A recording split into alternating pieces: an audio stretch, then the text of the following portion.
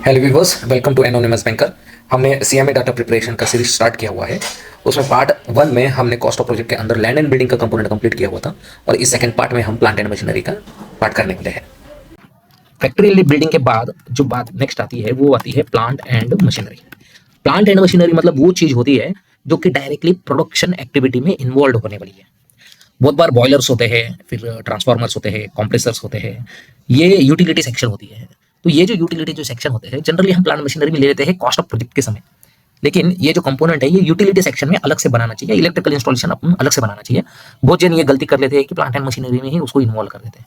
उससे क्या होता है कि प्लांट एंड मशीनरी अगर समझो किसी ने 10 करोड़ दे दी इंक्लूडिंग यूटिलिटी सेक्शन, जैसे बॉयलर हो गया या फिर आप कहिए इलेक्ट्रिकल इंस्टॉलेशन हो गया, ये अगर आप सब पकड़ के अगर वो 10 करोड़ हो रहा है तो उसका कैटेगराइजेशन फिर चेंज हो जाता है, स्मॉल टू मीडियम में चले जाता है, माइक्रो टू स्मॉल चले जाता है। और जब हम प्लांट एंड मशीनरी का ब्रेकअप करते हैं तो इस ब्रेकअप में जो डायरेक्टली एक्टिविटी इन्वॉल्व होती है बस उतना ही कंपोनेंट, उतनी ही अमाउंट हमें पकड़नी होती है for classification of micro small and medium enterprises. क्योंकि अगर वो माइक्रो एंड स्मॉल में रहेगा तो उसका जो बेनिफिट्स है वो उनको अलग से कन्वे हो जाएगा, मीडियम है तो उसका भी अलग से कन्वे हो जाएगा। लेकिन गलती से अगर आपने यूटिलिटी पूरी सेक्शन इसमें इन्वॉल्व कर दिए तो ये दिखेगा कि ये मीडियम में है, ये दिखेगा ये कॉर्पोरेट में है, एक्चुअल में ये नहीं होते हैं।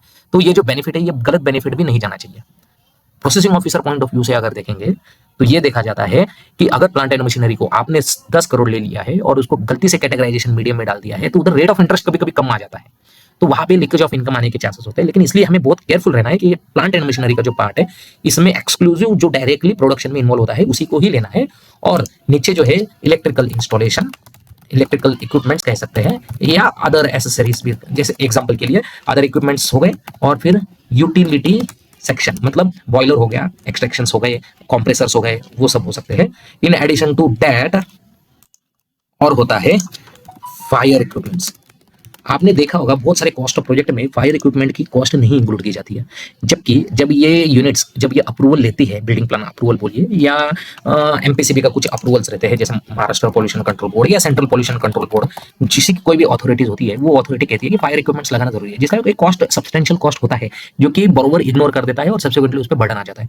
तो it is our duty being a processing officer, हमें समझना चाहिए कि हमें जो फायर इक्विपमेंट के भी उनसे कॉस्ट ले लेनी चाहिए। और ऐसे भी हो सकता है कि प्लांट एंड मशीनरी में ऐसे कुछ मशीनरीज हो सकते हैं जो बरोबर ही भूल गया है उसमें डालने के लिए, तो आपको वो थोड़ा सा जजमेंट लेके करना होगा कि ये भी प्लांट एंड मशीनरी एडिशनल लगती है। इन केस आप भी भूल गए और बरोबर भी भूल गया तो फिर डेफिनेटली आपको वो प्लांट चलेगा नहीं, क्योंकि एक मशीनरीज उसमें कम है।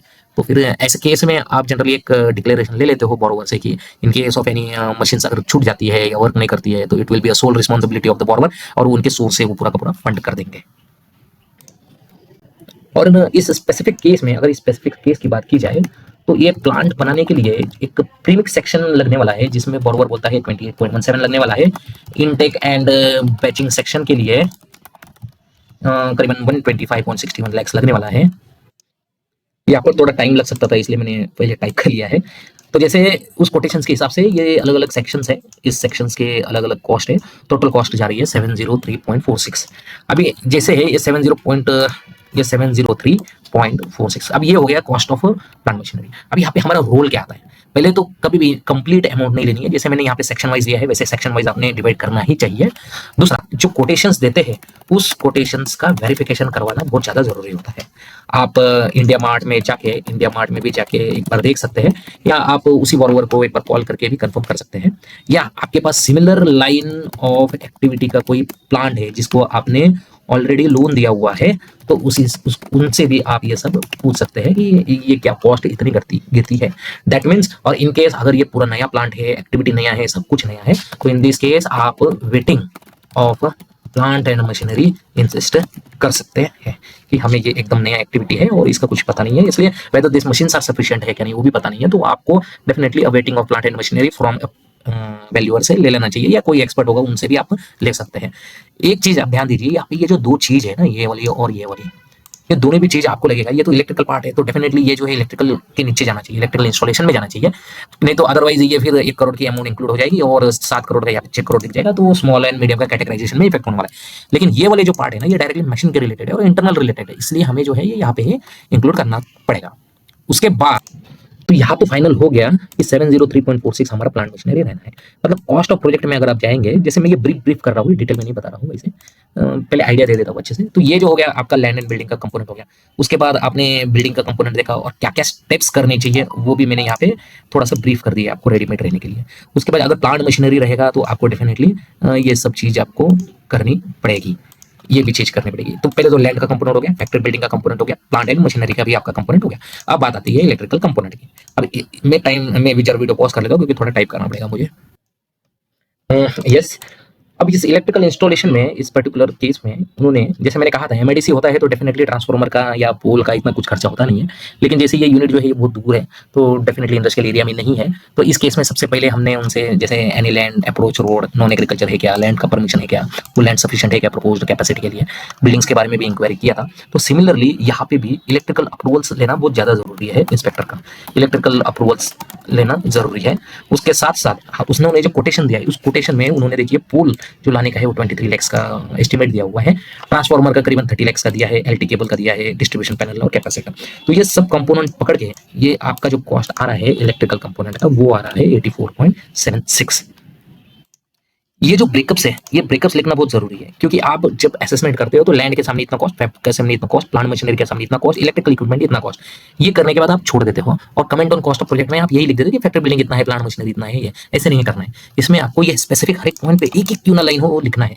कल जाके कोई अथॉरिटी बोलना नहीं चाहिए कि ये बात छुपाई गई थी हमारे से, या ये बात हमारे सामने आती तो ये शायद हम कॉल नहीं लेते, इस तरह से भी बात होती है। तो आपको क्या करना है, ये इंश्योर करना है कि ये जो डिटेल में जो कंपोनेंट्स है ये आप ले लीजिए और ये जो है पूरा का पूरा वेरीफाई भी करवा लीजिए, है ना।